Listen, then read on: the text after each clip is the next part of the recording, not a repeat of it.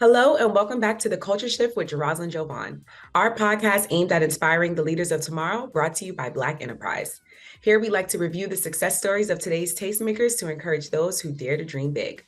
Today, we're gaining insight on real estate, home ownership, and love from an established closing attorney, real estate investor, and reality star who has shared the ups and downs of her marriage with rapper and radio personality Yung Joc on shows like Love and Hip Hop Atlanta and Couples Retreat.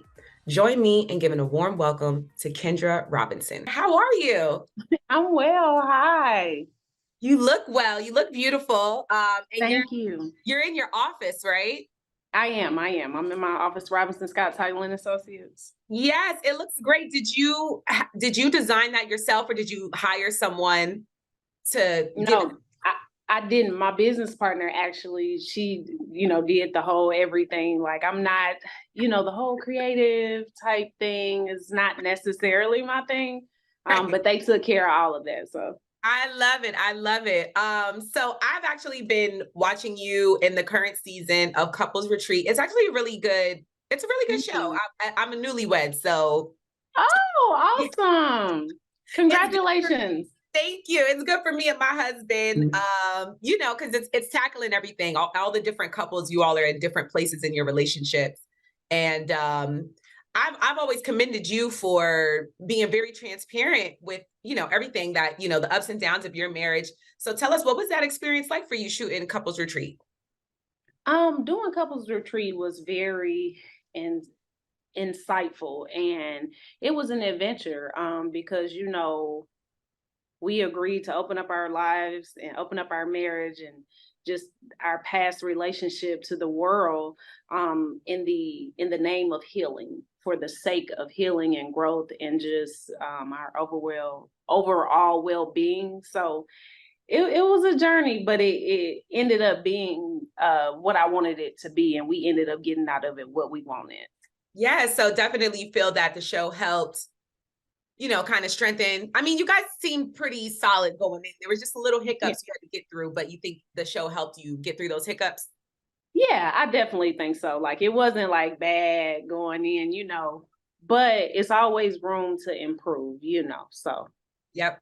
I know that firsthand. And, fans, we've been following you and Joc's relationship. It started on Love and Hip Hop Atlanta. And when he introduced you to the show, I definitely remember it. Like he sang praises about just who you are as a businesswoman, like your professional career as a lawyer and a realtor. And, I wanted to know, because even just for me working in media as a journalist, how does it feel having a partner who isn't intimidated by your success in business? It feels really good to have a man and a partner who is not intimidated by me and my success, but actually encourages it. It really helps. And it's actually like one of my key ingredients is like, I don't have to worry about what, unfortunately some women do have to worry about in a relationship when they are considered a power couple, or if they are successful, where, your partner might get jealous. Right. Or your partner just may not be as understanding and accommodating, but it really adds the fuel to the fire, and it ups your ante and what you can bring and how you can flourish when your partner is on the same page as you. So it's a blessing. Yes. So now take us back to your start as a closing attorney and realtor. Was this a lane you always saw yourself in, or was it a career transition at any point in your life? Well, the crazy part about it is, I've always, since I've been a lawyer, this is my 10th year of being an attorney. And so 10 years ago, when I jumped off the porch back in 2013, I was a criminal defense attorney. That's what I did as an intern and things of that nature. And one of my mentors, he just recently passed away, Steve Lister. He was a really great man, really great attorney. He got me kind of solid down into the criminal arena and things of that nature. But once I moved on from his firm, I got into the real estate world. I got into, owning my, getting a real estate license, becoming a real estate closing attorney. And the crazy thing about it is Jocel actually encouraged me. He said, you know what? you should probably go get a real estate license because his sister is a realtor. And she was just like, yeah, I think that's what you should do. Even if you don't do it here in Georgia, you can do it in South Carolina where you're from, you know. And so he played a big part in me turning my focus to real estate in general, you know, and it was some of the best advice he ever gave me, you know, because it did put me into a world that I love. So yeah, so because you said you started in criminal defense. So yes, that transition, was it something you were looking forward to? Because it seems like with criminal defense, it'd be stressful at times. I was looking forward to it because it's like you're moving from, you know, being a problem solver day in, day out. And I mean, you're still a problem solver, but it's transactional. You know, once the loan closes, once the deal closes, it's done, you know, pretty much. And then whereas with criminal, your defense clients, you carry a lot on your shoulder for them, and it gets really, it becomes to be a lot. So I was happy to transition into something more transactional, you know, but I still always hold on to representing my clients because I just feel like it's a debt that I owe to like my people and to the profession, basically, to always, that's my way of always giving back, you know. Yeah, So definitely. And just for your time in criminal defense, what did it open your eyes to anything? What did it show you about, the system, as we say, in the Black community? well, it just showed me that, you know, it's a lot of injustices that go on, and I could I've always seen it my whole life, but to actually be behind the walls and, you know, see it happen or be a key component player like in a trial, or, you know, representing somebody who's wrongfully accused, or, you know, who suffers some sort of injustice at the hands of the system, it is disheartening and it's scary because, you know, the only thing separating you, the lawyer, from, you know, your clients or regular citizens is that degree, and it's just a sheet of paper, you know. And so it was chilling, but it gave me fire to want to like fight and help change it, help make a Yeah. change. And now, even what you're doing in real estate, you're still really helping the Black community. I see, what the classes that you teach.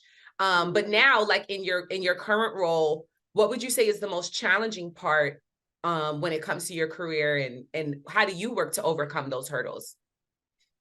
A lot of, like, a big challenge that I'm faced with a lot is um time management and actually being able to be present um at everything that I have going on, and not burn out at the same time. Because when you even when you talk about the work part of it, you know, I'm a wife, you know, I have bonus children, you know, and it's still stuff that I have to do. And so that has been a challenge for me because I do so much, you know, and I do sometimes have to spread myself thin. But, you know, one thing I always say is just sometimes you just got to be on go and you just got to get it done, and then you can chill whenever you get a moment. So that's really been a thing with me because, you know, I don't want to burn out, you know. Yes.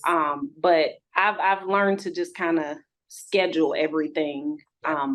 you know, schedule it to a T and just go by my schedule, live and ride and die by my schedule, and it just kind of works out. And you teach a homeowners seminar, and you also host a home buyer. You host a home buyers seminar. You teach a home Mhm. buyer seminar, and you host a home buyers brunch, which is really dope, Yeah. by the way. So tell us about your passion for home ownership and your dedication to educating others about it. Right. So my best friend Asia Thomas, she's a licensed realtor here in Georgia as well. We teamed up because we're the ultimate duo when you kind of think about it, because I'm a closing attorney, and she's a realtor, and so we just kind of team up because we have a similar passion, and that is to get as many people access to home ownership as possible, because we know that, of course, there's a direct correlation between people who have stable housing and your life expectancy. And so if you have a good stable place to live, then you'll probably live longer than somebody who doesn't. And so we just want to spread that knowledge to people, to let them know, hey, you don't have to have a 800 credit score to buy a house. You know, you don't have to be rich to buy a home. Like you can be regular, smegular, or whoever, you can still do this. And so we just want to spread that message and actually help people put that into motion by turning everybody we come in contact with into a homeowner, if that is what they desire, and if that's what works for them at the moment. So you know, that's our vision, and that's why I do host the seminars and speak at the seminars and team up with some of my partners that I have, like my lender partners, and Yashika Scott, and other realtors who I work with. So yeah, that's our goal. And it sounds like it's like a collective of women Yes. coming together. So what's that like? It's really good, and it's really empowering. Not necessarily my best friend, but some of the other women who I work with in real estate in Atlanta, the only thing that connected us was basically the fact that we were in real estate and we were women. And so we weren't mean girls.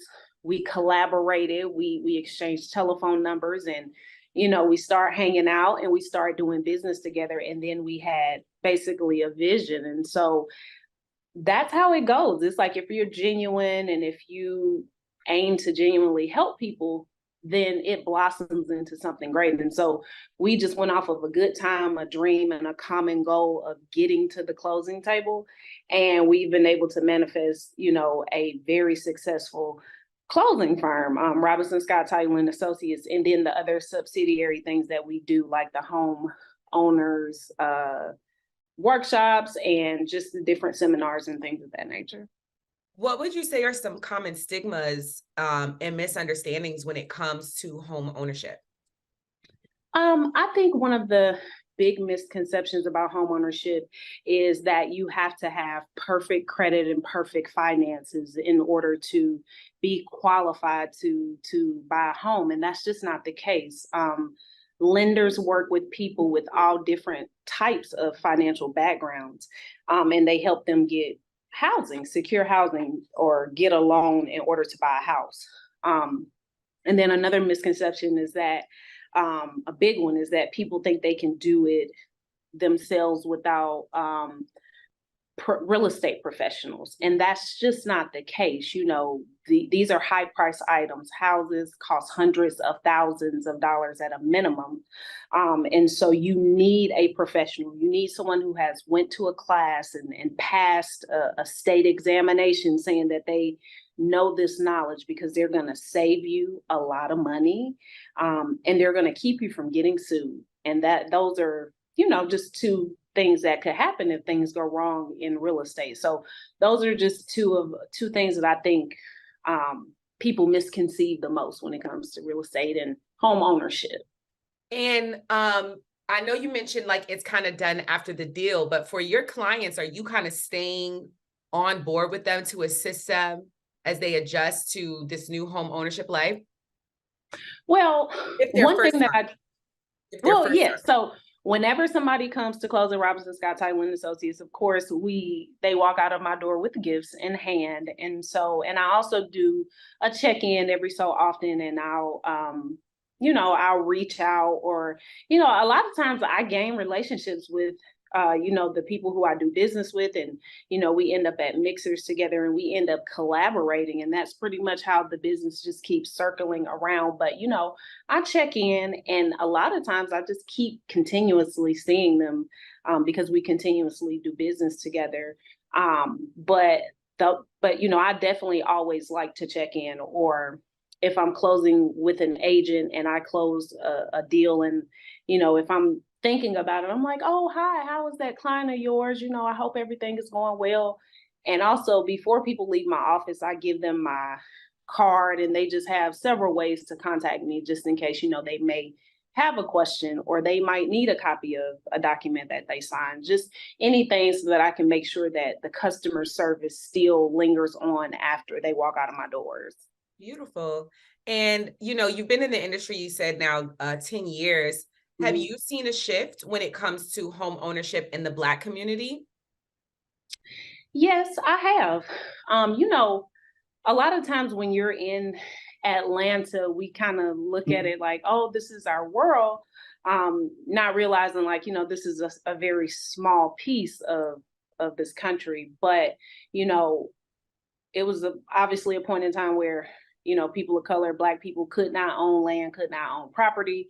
And then even over the last 10 years, like when I first got to Atlanta, of course, people, there were people of color who own homes and things of that nature. But in my opinion, and just from my experience, I personally have closed so many loans of first-time home buyers.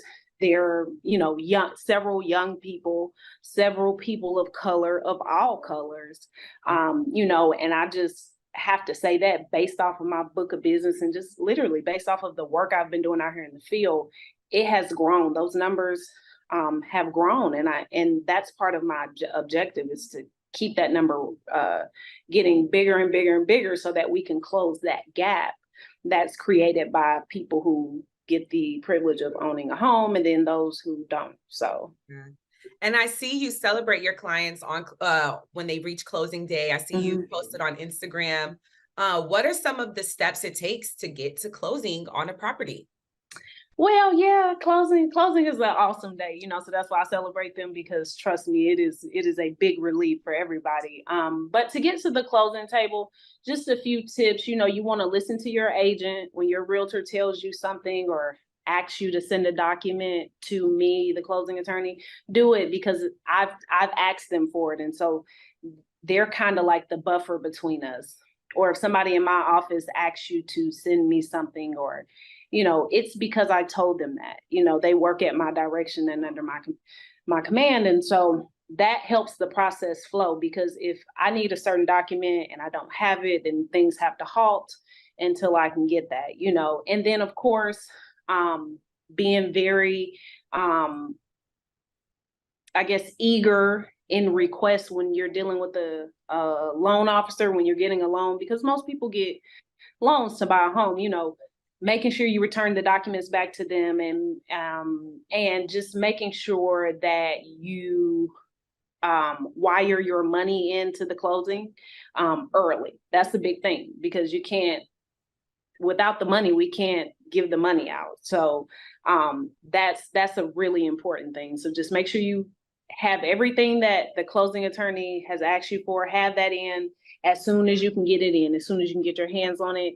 It just makes everything move along, because what you would hate is if the closing is held up because you forgot to give something, because that can also get you sued as well, or it can make you lose out on a deal. So.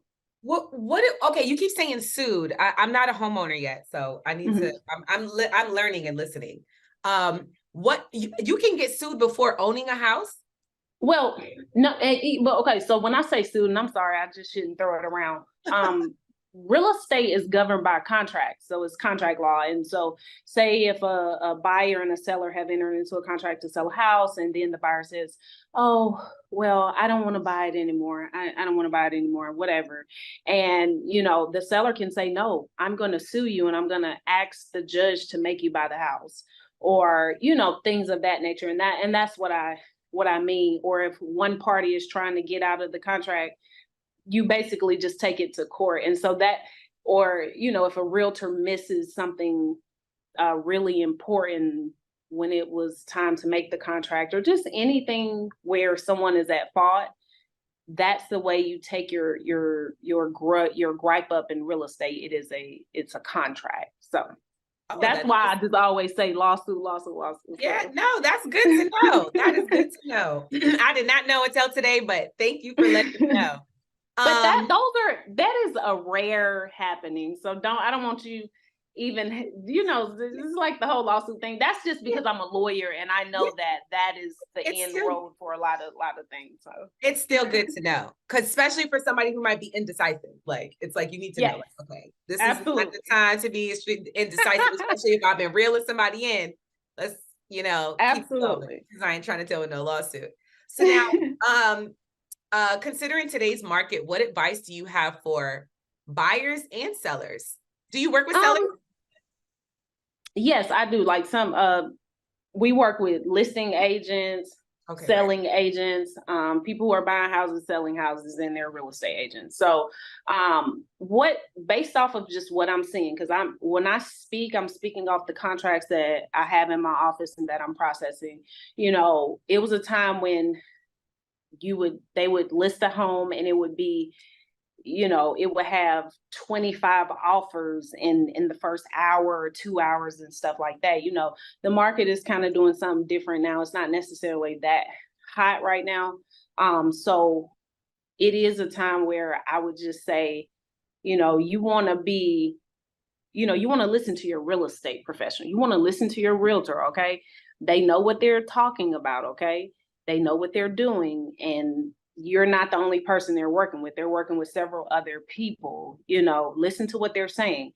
If you shouldn't, you know, offer $50,000 over the asking price, or you know, you shouldn't expect to be able to get an extra $75,000 and the house didn't appraise for that amount, and you know, things of that nature. You have to listen to your professional, and then you just want to be, you want to gather your emotions and not get too emotional, because this whole process, whether you're the seller, buyer, the realtor, the closing attorney, it is highly emotional, because we're talking about a high dollar purchase, you know, a sentimental thing to the person selling it probably, you know, and you know, you have to have control of it, because if not, you will go crazy.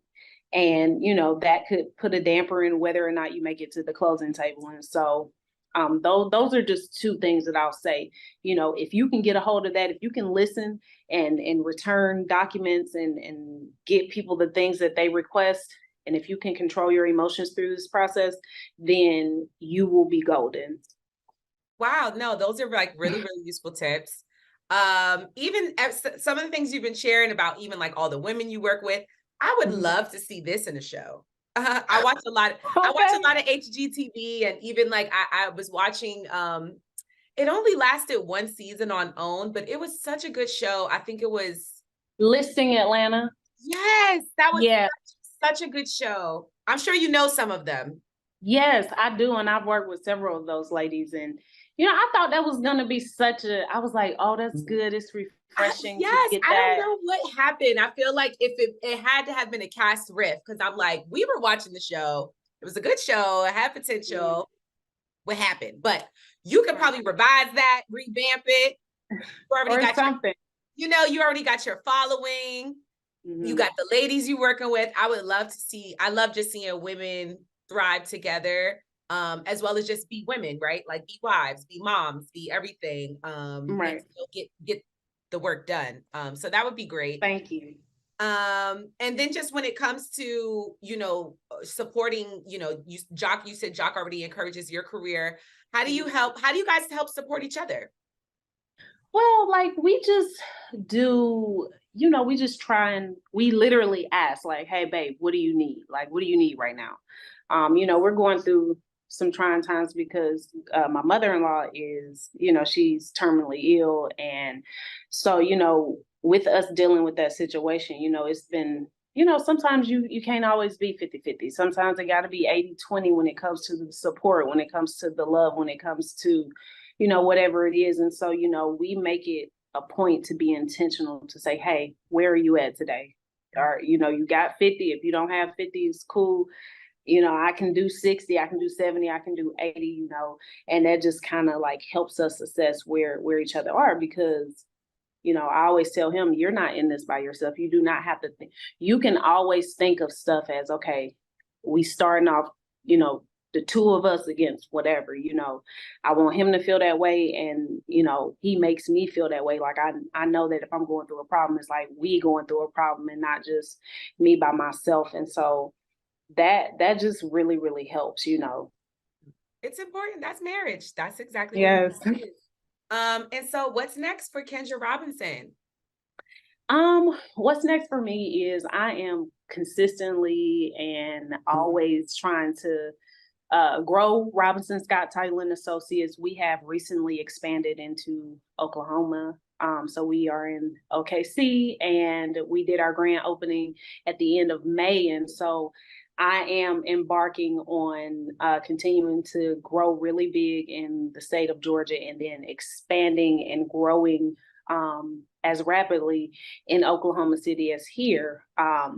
And also, Jocelyn and I, my husband and I, are about to start into our real estate investing era, I guess, bag, whatever you want to call it. But we're about to, start doing rehabs and, building homes and selling them, and just also trying to build affordable housing. So we are gearing up into that.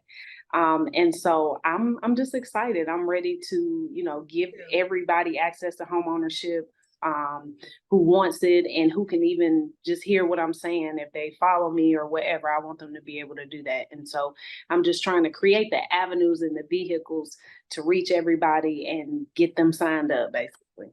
Oh, I love it. Carlos King, I hear a show over here. I hear it because you Yes. and Joc investing and rehabbing homes together. That he's hilarious. That would really be fun.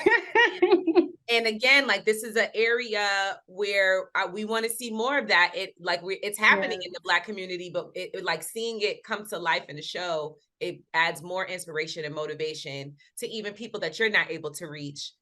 Just from them watching. Absolutely. I would love to see it, but I'm just here for everything that you got going on, and thank you for how you're servicing the community and expanding to OKC. That's awesome. Yes. Ton of land in Oklahoma. I remember driving through and I was just like, oh, there's land here. A lot of it. A lot of land. We should have had that land, but Yes, gold underneath it. There's gold out there. Okay. Well, thank you so much, Kendra. Congratulations to everything. And thank you. Yeah, I'm happy to share this with the Black Enterprise audience.